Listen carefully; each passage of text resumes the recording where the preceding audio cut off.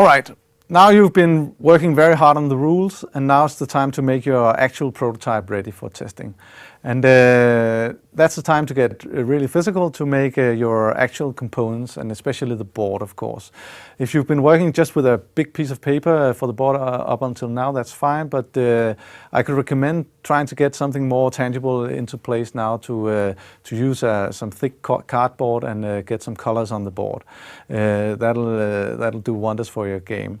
And one way to make your own foldable board is actually quite easy, and I've worked a little ahead here on this one. So try to get some pieces of cardboard, and it doesn't matter if there's something printed, and you can also use just a board from an existing game and glue paper on it and work from there.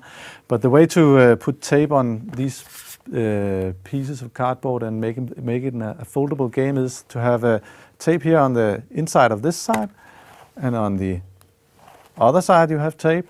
But the part that is connecting these two foldables is on the opposite side, so that gives you a completely foldable board. And of course you should be working on the side with the least tape, so that'll be this side. So that's the way to glue your own board together and get you working. And it's important at this stage not to get too ambitious with working with Photoshop and InDesign and Illustrator and all that. You can get a long way just cutting out images from magazines, or using colored paper and glue and taping it onto your board, and that'll give you a lot of color. And the most important thing to have your attention of the players focused on the board. And you can also write with pencils, or a good idea here is to write on labels. And then or print on labels, and then put the labels on some existing cards that you already have, or on your index cards or whatever. So try to work fast here, but make things as physical and as colorful, as tangible as possible, and have some fun doing it, and that'll really show through in the game in the end. And a very large part of a good board game is the physical part of it, and so get a lot of stuff into physical place.